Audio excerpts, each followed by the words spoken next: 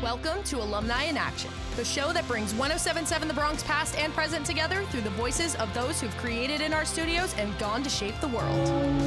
Leaders, creators, innovators, and changemakers. From late night studio sessions to early career moves, each episode dives into the stories that prove WRRC is just the beginning. Whether you're an alum, a student, or someone who believes in the power of community and ambition, you're in the right place. This is Alumni in Action.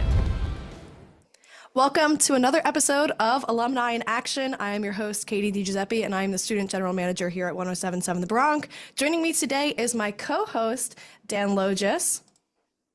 Yay, Dan. He is my Assistant Student General Manager here at 1077 The Bronc, and we are so happy to be joined by also one of my dearest friends, Matt Brown, class of 2025. Matt, we're so happy to have you on today. During Matt's time at Rider, he studied sports media, like myself as well. And he hosted the Sports Yammer on our FM and retro station before serving as the sports director from 2024 to 2025. In his role, Matt did play-by-play broadcasting on 1077 The Bronc Retro for Rancocas Valley Red Devils high school football, as well as color commentary for Rider men's basketball and Lawrence High School baseball. Matt's baseball crew was even nominated for an Intercollegiate Broadcasting System's Media Award for Best Live Sports Broadcast Baseball. Him and his two other broadcasters, Lindsay Scarola and Trey Wright, were the only high school sport to be nominated that year. Not only that, Matt, as the sports director, coordinated all of the live sports broadcasts with athletic directors. He produced The Fine Line with Joe Wiz for ESPN Radio and created weekly sports reports for the FM as well as retro station that aired during our top of the hour ID. After Rider, Matt moved very far away to Ray, Colorado to serve as the sports director at KRDZ. Is that correct, Matt?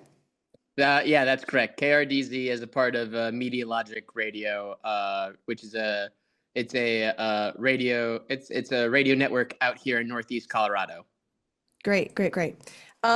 So thank you for joining us, Matt. I'm so happy to have you on here. And also just because me and Matt selfishly haven't, we've gone a little while without talking. So I'm very happy to talk to him today. It's been a minute.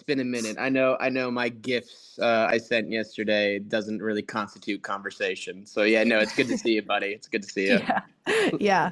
No, we're not here to talk about the Sixers and the Knicks. So, even though I know that's what Matt wants to talk about, but we're actually here to talk about Matt. Yay! It's my favorite subject. Yeah, Dan's favorite subject, the Sixers and the Knicks, right? Matt Brown. Oh, Matt Brown? Yes. Oh, I thought you were gonna say mats. I was like, heck yeah, man! I love door mats, floor mats, things like that. Yes. Well, this is so odd because I'm like, I like to think that I know Matt pretty well. So me asking these questions, I'm like, okay. Yeah. Matt, first question on Alumni in Action. Yeah. All right. Okay, ready? You previously studied at another university before Rider. Wow. Mm-hmm. What college did you attend and what degree did you receive? I went to the University of Massachusetts in Amherst, Massachusetts, and I graduated with a Bachelor of Arts in theater. In a past life, I really wanted to be a comedian and comedy writer. And like I always loved sports, but I wanted to do something that was like kind of communication based with sports. But like I also really liked The Daily Show. So like my dream was always to do The Daily Show with sports. But I also always loved acting. Like I played rec sports and I played high school freshman football, but I was really bad. And so I was very much a theater kid, but I was a theater kid who liked sports, which that was rare. So I went to UMass. I studied theater there, studied acting. I also did a semester in California where I got to study film and, I learned a lot. It was a lot of fun. A lot of stuff that I honestly still use today. So then after you went to UMass, what drew you to Rider and why did you end up switching your major? So I'm an old human. This was kind of like my second chapter. So what happened was I graduated, I moved to New York, and I lived there for like 7.5 to 8 years. And I was kind of involved with like the improv comedy and like sketch comedy scene, but like I wasn't really doing that much with it, and I wasn't really being proactive with it. And then Uncle COVID came to town and ruined everything. But with everything shut down, I took an extra second, and I did realize that I wanted to go back to school, and I wanted to go back to school for some sort of like media degree. Because I have like the performative and like spazzy side kind of down pat. But like then it was just like, all right, how can I take the skills that I already have and like apply them to something more constructive that would lead to me getting like not just like a gig, like a career. So those wheels started spinning in COVID. That was 2020. By 2023, my landlord in New York told me, hey, we are renovating the apartment. You kind of got to go. And I was like, oh, dang, that stinks. But it kind of made me like fast forward, like, all right, I'm going to go back to school. And initially, I was going to go to the Connecticut School of Broadcasting in Cherry Hill. And I looked into that school and I realized they are not accredited. And you can't get a job if you don't go somewhere that's accredited. And my mom and I had moved back in with my mom at that point back in New Jersey. I moved from New York back to New Jersey. And my mom was like, hey, why don't you check out Rider? And Rider, I saw, had a sports media degree. I applied to Rider. I got in and I was like, heck yeah. I mean, like I looked at the curriculum and it was exactly what I wanted because you kind of touch everything. It's writing, it's visual in terms of like you were shooting content. You had to learn production stuff. You had to learn on-air stuff. You had to learn behind-the-scenes stuff, which like that was what I was really interested in. Well, yes. So then, like you said, Matt, and not to age you by asking this question, I'm curious to know in that like 7 to 8 year period and then coming back to college, what was it like just coming back to college after not attending for a while? I'm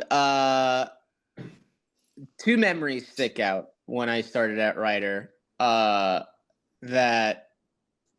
I don't know if it showed like a generational difference, but I don't know. It was just like oh, that's interesting. So the first memory is in my very first class, my teacher asked us to go around, say our names, like our year or grade, and then like an interesting fact. So I was fourth, and the first three guys ahead of me, they were all dudes that were on Rider sports teams, and that's what they used as their fun fact. And me, thinking I'm very funny, heard that. And when I introduced myself, I said, hi, my name is Matt Brown. I'm a continuing education student, and I am not a Rider athlete. And got a big laugh, got a big laugh. And I was like, all right, nailed it. Hey, let's head to commercial. The next two kids after me were also not on Rider sport teams. And they followed my lead, except they weren't going for a joke. They were just being serious. And so I was like, oh, no, was that an old man dad joke that I just told? I was like, oh, damn, is that like humor that the youths don't get anymore? Like I thought I was nailing it, but I was like, ooh, I guess the kids don't get that anymore. And then the other memory that makes me think, oh, man, I was so old was when Dr. Incolingo, she was my journalism professor. We were talking about 9/11. She asked people if anyone was alive during 9/11, and I was the only one. And that just made me feel so old. Like I was just like, oof, like wow. There's a reason why you guys never forget. You didn't have to remember. Like yikes. Yeah, Matt. My parents weren't even married when 9/11 happened. So I remember that day so distinctly. Like, and just being in that class, like that's what made me feel old. That like stuff like that made me feel old. But luckily, like I'm not. I try not to be a curmudgeon. I try to, because like and this more speaks to like being in media, I guess, a little bit too. If you want to be in media, you do need to be current and stuff like that. You need to know what the heck is going on, and then also like I don't know, just what I consume in like my personal life on a daily basis. Like it's pretty on the pulse of like what's going on. So like I like to think that those two things, for lack of a better term, kept me young. I'm not saying I'm perfect. I'm not. I gotta be honest. The thing that I'm just such a luddite on is music nowadays. I know that Sabrina Carpenter is like top dog right now. I know Chappell Roan is top dog right now, but like outside of that, it took me a second to like figure out that Sydney Sweeney was not Sabrina Carpenter. That part. Yeah, no, seriously though. But so I just like outside of that, I didn't really ever feel very old. Jordan Hirsch, our friend, making jokes, that would make me feel old. But like outside of that, like no, like I don't know. Like no one ever made me feel old. Like everyone was always really nice to me. Like I don't know. Like yeah. I don't know if that answers your question. Good. No, it did. I'm glad. Good. Well, to bring you back into 107.7 The Bronx studios, you hosted a show that I was often around for when I was doing production, and that was called The Sports Yammerer. So if you would like to tell us a little bit about that, what is The Sports Yammerer and what did it teach you about, being on air? So the Sports Yammer was essentially my version of pretending to be a combination of a parody of a loud. It was like kind of like me attempting to do like a parody of Chris Mad Dog Russo with like Stu Gatz, John Wiener from the Dan Le Batard Show, while also trying to have the sport conversations that I wanted to have. It wasn't focused on like a specific area of the country. It was just kind of like all over because I don't know. That's what I'm interested in. Like I have my favorite teams, but outside of the Yankees and as of recently the Knicks, my teams haven't been doing well. But I still want to like sports, so I watch other things and I consume other things. So yeah, like I just I would just try and always keep a sense of fun. It started out with just me monologuing, pretending to be Colin Cowherd to a degree, because like that's all he does. It's just him talking, which I have no clue how the heck he does that. I would do that, but then it evolved into me asking my friend Kyle to come on every once in a while over the summer, because I kept doing it over the summer, and then I just finally asked him in the fall of my final year at Writer, just come on as my permanent co-host. And then on top of having him as a co-host, I would always have like a rotating cavalcade of guests, like Kadie, I know you were on once, Lindsay Scarola, the sports director, and Cassie Vaz, the artist formerly known as the program director. She was they would like come on my show a lot. Jack Jock would show up on my show a lot. Jordan would show up. And yeah, I just kind of wanted it to be a place where like people could flex their sport talk muscles, but also have fun, because I like sport talk, but I think a lot of it is very self-serious and just makes it not fun, especially things in like big cities, like hyper regional, like New York, Philly, Boston. I think sometimes they take themselves like way too seriously, which like, I agree. You got to take your work seriously, but also at the same time, it's like, we're talking about a game that we didn't even play in, that we don't even get paid for. Yeah, correct. Yeah. We are moving quite quickly here, Matt. And we're about to be done our first segment, but before we go to break, I have one more question for you. Mm-hmm. So translating to being an on-air broadcaster, what were some of the things that you learned in the multiple roles you served? Now, when I say that, I mean like being on the Yammer, doing the Bronc box score, doing baseball, football, basketball? What were some of the things that you learned in those roles? I think the first thing that comes to mind is I think I got really good at interviewing. I still think I need to get better at interviewing. I like talking a lot. I sometimes take the I sometimes take the long way to get to my question, so I need to get better at that. But that's something that those are skills that I got from the Bronc box score. And like Kadie, because you were on a couple of times, I was very, very proud of that show. I was aggressively proud of that show, and part of it was because I got to build a cool, like, I like to think I formulated some sort of symbiotic relationship with the athletics department. But then also, I really enjoyed talking to them, and I really enjoyed interviewing them. When I interviewed for the job that I have now, I jokingly told my boss that I kind of was Rider University's Mike Greenberg, which is, like the go-to sports broadcaster that, like,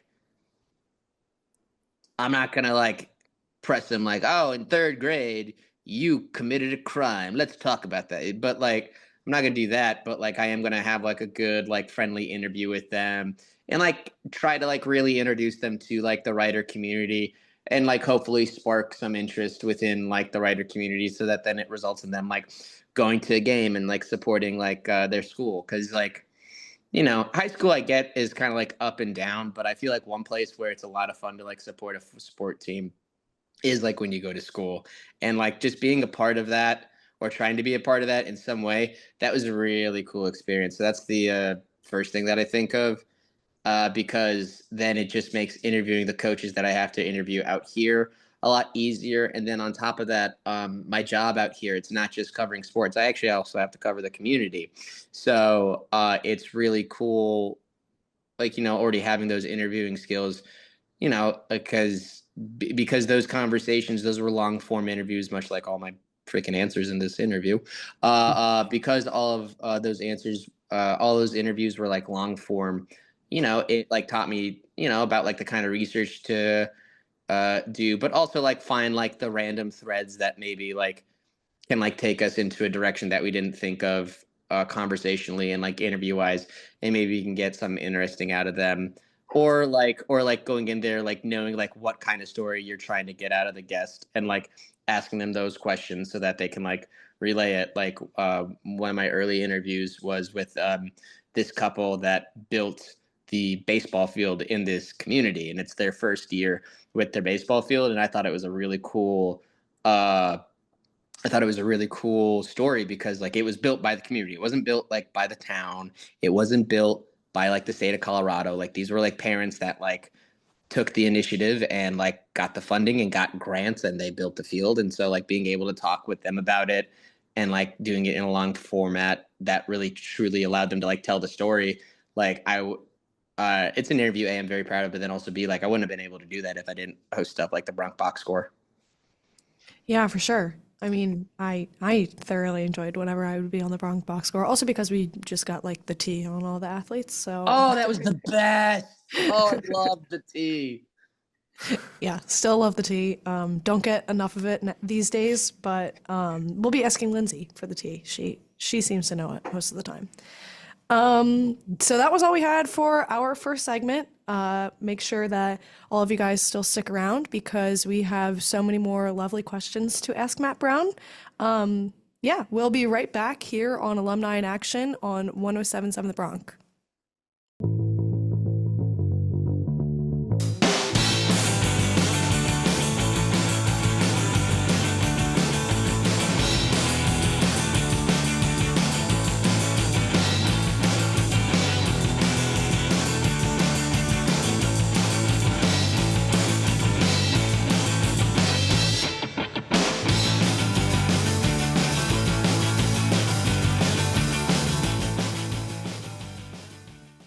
We're back with our second segment of Alumni in Action. I am Dan Logis, joined by Kadie DiGiuseppe, and we are interviewing the lovely Matt Brown. So, Matt, you served as the sports director here at 1077 The Bronx from 2024 to 2025. So, just want to see how that leadership role shaped you really, and how did it prepare you for what you do now? It was really cool because I wasn't elected to it. I was asked to accept the role, which that was neat. I've never been asked to take on such an important role. It was cool because it was the first time, both like in any type of employment, that I was asked to like lead a team, and it was neat to lead a team because then I also got to like use some of the stuff that I did when I was a director in theater, and I tried to like pass that on to like my broadcasters in terms of like performance exercises and stuff like that. Because let me tell you, these sport media fellas, they might know their stats, but they do not know how to use their diaphragm. Thank you, Dan. I appreciate the laugh. But yeah, no, it was like, I don't know, it was just neat being the leader. So doing that the first time was really cool. And then in terms of that spilling over into my work life, it just kind of teaches me and makes me remember that, like, you gotta own your work. You gotta own your work. You're responsible for your actions. Like, oh my God, remember that you are responsible for your actions. Yeah, I don't know, like that. Yeah, and then it also just like, because then like, yeah, I was like thrown into that job, so it also like just kind of taught me like, all right, sometimes big stuff's gonna be thrown at you, and you just gotta have your head on a swivel. So, yeah, so far, like I've only been at this job for this is my third month at this job, and like, yeah, like I've had to like I got here and then I was like immediately thrown on the road. So like, it's like, yeah, just like keep your head on a swivel and just get ready to go. And like, yeah, that's what kind of happened. So like, yeah, that's like kind of the stuff that I take from the job. I don't have a team. That's the thing. Like, it's just me at my station. Well, you always have a team here to support you, even though we may be, I don't even know how many miles away, thousands of miles away. 1,300. It's 1,300. Who's counting? Who's counting, right? Me, I miss my friends. No, yes, you do, Matt. We mentioned it earlier about you hosting the Bronc Box Score. And you said that was one of your things that you left Ryder most proud of. I am curious to know, Matt, did you have a favorite interview with a Ryder athlete? And who would that athlete be, if you'd like to shout them out? Oh, Tiroli. I was going to say, would they perchance be in Virginia? Joe Tiroli. Yeah. No, it was Joe Tiroli. I thought that was really cool because, first of all, I started interviewing him at the beginning of the year, where like I knew he was probably I knew from like my friends who watched the team more closely the year before, I knew that he was probably going to be the best player on the team. So getting him right after they upset Campbell that weekend, that was really cool. And then like Joe was my favorite because baseball is my favorite sport, and the one thing one of the sport related things that I was especially excited for about going to Ryder was their baseball team, because I know that Ryder's baseball team is always good. Like, I know I'm older than you guys, but even back in yesteryear, they were also good at baseball. So like I was really excited to see how that was gonna go, and Joe was just always awesome. I love talking to Joe. He was a really nice guy. It helped that he also really liked the media. He really enjoyed doing that stuff, and as long as it didn't get in the way of baseball, he was always happy to do an interview. He always gave really good answers. And then also, like, nostalgically, Lindsay and I really bonded over those interviews. I think of that, and I think of the I think of that, and then I think of the interviews with Molly Rode and Kiani Santiago. Mm-hmm. And now she's the sports director. I love that munchkin. She's all But grown up. I know she's awesome. But digressing though, back to Joe though. Because then also Ryder's baseball team. What my larger point with the baseball team is it's one of the better teams at Ryder. And one thing that's always confused me, and I'm sure there's a deeper reason that I genuinely don't know, and I'm sure you guys don't know or can't control either. But I never understood why the radio station didn't have some sort of closer relationship with the baseball team, because that's the other really good team on campus. And so I really wanted to try and establish that, and I think I did that really successfully, because then right after Joe, then we had Kyle, he was the second best player on the team last year.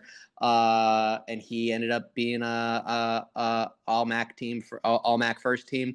Then I got to interview Gavin Hawks, Gavin, then he ended up doing stuff at the radio station. And part of that was because of some of the interviews he did with me, which I thought was really cool. And I heard that he had a blast with that, and that made me really happy to hear. The first interview that Lindsay did solo for the Bronc box score, it was with after she got elected.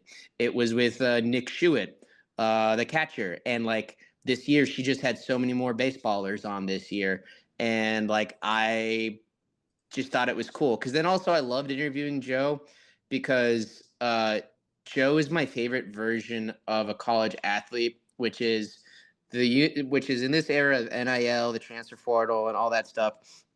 People complain about the mobility, for lack of a better term, and the freedom that the athletes have.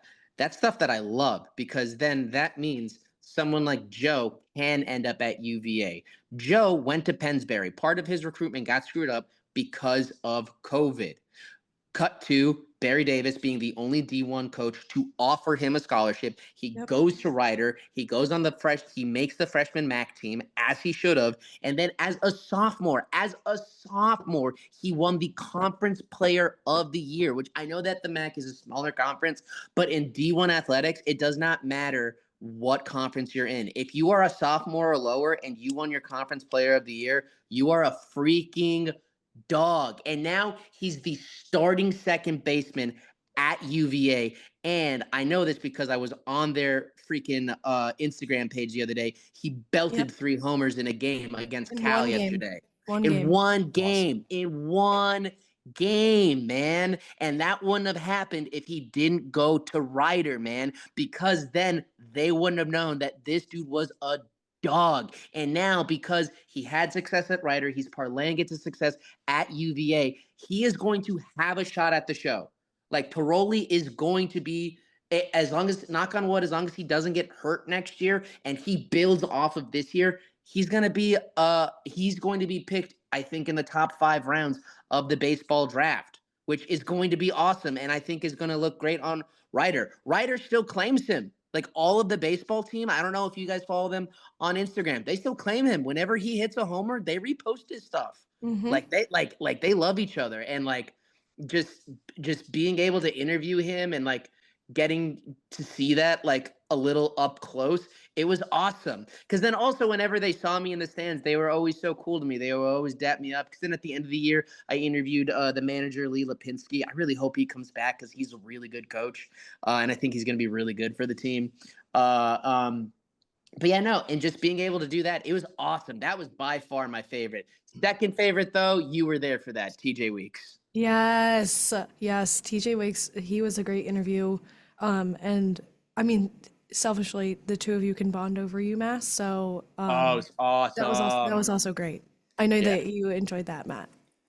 Oh, selfishly, I did. 1,000%. I mean, I think going off of the interviews, because you had so much great experience talking with these people, what about broadcasting for them? Would you say, what was one of your favorite games to broadcast out of the 3 sports that you did? And was there a specific game that sort of sets one over one of the others? So I actually have kind of specific, I don't have a specific one, but I have one. I have like specific memories for each sport. Mhm. By far my favorite broadcast for football was our last one, which that one bums me out because look, I know NJ.com, they got the broadcast rights, but they can share, okay? They can share. It was the final football broadcast I had. It was for the sectional semifinals for Rancocas. That was by far our best broadcast, to the point where the GM, John Moses, called us afterwards, and he said that was our best broadcast. And I was feeling really good after that too. I think about that one. That one was a great one. My first year broadcasting at Writer, I think of our trip to Maryland. I think of that because I remember that was our third broadcast, I think, of the season, and we weren't supposed to go to Maryland. Like, we had the schedule meeting, and John was like, "It's too far. We're not going to go." And we were like, "Okay, cool." And then I had my 8 a.m. on Monday. On a Monday, I went home to take a nap because I didn't have Dr. I's class that day for some reason, so I didn't have class until 1:30. I woke up from the nap at 11:30 to several emails and several texts from these two lads that I had only recently met, named Jordan and Jay, and they were like, "All right, I guess we're going to Maryland," and we were surprised going to Maryland. So I think about that for my first trip. I think about that my first year in basketball, and then my first trip to AC. Those were my favorite. Those were awesome. And then my second year in basketball, selfishly, I think of that video that I made when I tossed over social media duties to you, just because I think that was done really well. This was very kind. I mean, you got to toss it over, and you got to build each other up. It's about it's not about you. It's about the Bronc. It's about the broadcast. So like, you're my teammate. I'm always going to try and do that with you. I think about that. I honestly think about peer pressuring you and hiring you. That was a lot of fun. That was a lot of fun. Yes, thank God you did that. Yeah, I'm really glad I did that, just because I think it worked out well. I'm really excited to see what you do as play-by-play. Make sure you're more aggressive. Whoa, and whoa, you whoa, own your whoa, booth. All right, dude. All whoa. right. No All one, no right. one said I was doing All right. play-by-play, You even though are you you not and doing Jordan have it in your heads. Are you not doing play-by-play next year? No, Matt, I haven't. The opportunity has not even arisen yet. We're in May. I'm gonna charter a plane and fight you. But so I think about that with basketball, and then when we went to AC, because I really like that, because Jordan and I, that was our second year on the basketball broadcast, so we were a lot more comfortable, and then you were joining, and like, we got to know each other over the fine line over the summer, and then we became homies because we were on exec staff together. Mhm. And then, like, I really liked how both basketball broadcasts, like, really gelled well. And like, I can confidently say, like, Jay, like, the Sports Yammer has since gone indie. Jay's a co-host on the show. Like, I talk to Jay almost every day. I talk to Jordan almost every day. I am in several group chats with you, so you're at least getting a video or a meme from me. I'm at least getting So some content, some yeah, Matt Brown content yeah, you're every getting so often. you're getting something from me, my guy. And like, I just really liked how those booths gelled. Then the baseball one, the one that sticks out the most to me. It's funny because it's a loss. It's the CVC final. No, it wasn't the CVC yet. It was the Mercer County final. In my first year at Ryder, they unfortunately lost, which sucks. But that game was a lot of fun because we got to call that from Waterfront Park, aka Arm and Hammer Park, aka where the Trenton Thunder play. And I grew up. I was born in Massachusetts, but I grew up a little bit in Princeton Junction. And my first professional baseball game was at that baseball park. So getting to call a baseball game from that park was incredibly surreal. It was it was incredibly weirdly romantic. I was like, I know this team's getting clubbed, but like, dude, I'm like literally where, like, I'm at my origin story. And yeah, no, I just think about that. And then also when we got nominated, I didn't know Trey and Lindsay at all. I didn't know Trey at all when we joined the broadcast together. And I only knew Lindsay from my intro to news writing class, but like she was a freshman her first semester, so she was like a first semester freshman, or she's still like you guys were first semester freshmen where you're still like trying to become people, and now she's my son and the sports director. But yeah, no, so like those are the broadcasts that like those are like the broadcast memories that really stick out to me. Period. We are approaching, kind of the end, and I don't like Who's that. breathing that heavily? That's probably my bad. It's probably Dan. I'll move my mic a little bit away. Sorry Dan about doesn't that. want the episode to end, so he's like, "Oh my god, No. Alumni in Action with Matt Brown is about to end." Okay, the two of us just have last two questions for you, Matt. Okay. And if you can keep it a little shorter. Yeah, I'll keep it tight. I know. I am. than normal. I know. No, I am. No, it's okay. It's okay. The sports yammer, subtle plug. Yeah. What advice, I'm curious to know, would you give to someone who wants to work in sports media and or broadcasting, just in this realm, like maybe something that you learned here while at the Bronc, or something that you've learned in the 3 months that you've been in Colorado? What advice would you give to somebody? I'm also kind of asking for myself because I will be a senior. What advice would you give to someone that, maybe is about to like grow up and get a job, and what would you say to them if you could look them in the eye, like right now? Kadie, I will look you in the eye because I was going to tell you this whether or not you had that preamble or not. What you need to do is, look, I know that we live near Philly, and I know that we live near New York.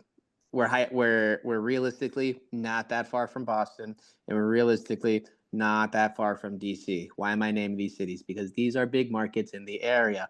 Everyone wants to work for a big market. I want to work for a big market. I don't want to spend the rest of my life in Ray, Colorado. I love where I live. I love my job. But my boss is well aware of this. This is where you start in the sports media industry. If you want to be a broadcaster, whether it's on radio, whether it's TV, I know you all want to go to those shiny, pretty cities that like have rent that will make you be eating ramen for 6 months. But like I saw this job posting on STAA.com, and it just sounded like a bunch of stuff that I've done, and I applied to it. Same thing with doing social media for the Bronc at the Philly Auto Show. I didn't really do it, but I knew I wanted to work in media. Social media is part of media. So it's like, all right, I got to do it. What I'm trying to say is take those opportunities, even if when an opportunity within the realm you're interested in presents itself, even if it seems small or not necessarily the one that you're anticipating, freaking take it, dude. Like, I'm in a small, like, rural town in Colorado, but like I've got by the end of this season, I will have completed 30 broadcasts between baseball and 2 weekends of basketball. I'm gonna do 150 broadcasts after one full year, hypothetically after next year and stuff like that. And like, I'm in a small market area, and like people that take this job go on to jobs in bigger areas with more money. So like Kadie, like I know you live in the area, and I know you probably want to stay in the area. And like, dude, if you can go to a city and you can go to a big market, go. I'm serious, go. But if you want to do this, sometimes it means you got to go to Ray, Colorado, and do not be afraid of going to Ray, Colorado. Period. Thank you, Matt. I know that there was a, back and forth when you were deciding whether or not to go, but I'm very happy that you didn't. I'm very happy that you've kind of found your footing out there as well. Thank you, buddy. It took a second, and we're still figuring it out, but like, I'm still not used to the planes out here, but like, I love my town. Like, my town is nice. Like, good. My town is nice. It's got everything I need, and the people are very, very sweet. Like, the community really comes to bat for one another, and it's made it easier. Nice.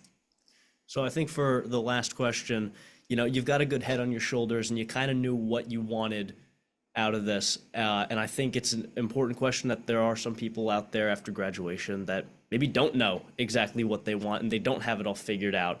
So what would your advice be to someone who doesn't know exactly where they want to go? Talk to teachers you trust. Like I really mean that. Like first have like some semblance of like a realm that you want to go in, not necessarily an occupation, but have like a realm you want to go in, like an area of expertise you're fascinated in and stuff like that. Utilize the Writer Career Center. They're really good. They'll help clean your resume, as well as they'll help like, okay, well, here's your skills, maybe this. They will help with that, and you get to use that for the rest of your life. Or until the world explodes. But so like I would do that. And then like I can't really think of anything else other than like go to the Career Center, and then also like really try and talk to like teachers and people and faculty that like really know your work and can maybe push you in that direction. Like it kind of helps that like I already kind of knew what I wanted to do when I got to Writer, both at Writer and then after Writer. But then also on top of that, like I have skills that I got through the radio station that I didn't think I was going to get. You know, like I have more social media experience. I have a little more digital experience, and I just thought I was going to get like audio and Premiere experience. So yeah, and then like talking to people like John, like that's why building relationships with teachers especially at a smaller school like Writer is important. You can't hide in those classes. Like when I was at UMass, that's a 40,000 person campus. I was in several classes that had several hundred people. You can't do that at Writer. And that's why connecting with your teachers, or even if it's just one teacher, is important. Because if you make that one connection, brother, that's going to go a mile, and it'll potentially help you answer that question. Yeah, correct. Unfortunately, Matt, that is all the time that we had for today. Yeah, I talk a lot, I know. No, it's fine. It's fine. It's better that you talk, and we love listening to you. So no worries about that. Of course. Yeah, so thank you again, Matt, for joining us on Dan and I's also first edition of Alumni in Action. We're very excited to interview you today, and we just want to say our thanks to you. You're awesome. Oh, thank you. And also thank you for having me on. I loved my time at the Bronc. It's some of the stuff that I'm the most proud of, that I'm some of the most like violently proud of. And I hear rumors that another Thon might be coming. I've already reached out to our esteemed GM, and I'm going to definitely try and help out with that. And I don't just mean hosting a show. So like, I love you guys. And I love you guys, and thanks for having me on. Oh, thank you, Matt. Thank you. We love you too. And yeah, thank you for coming on again, Matt. Yeah, so that's it for Alumni in Action today. Make sure you stay tuned for every Sunday of the month. And yeah, thank you guys so much for tuning in, and stay tuned for more of the biggest hits and best variety on 107.7 The Bronc.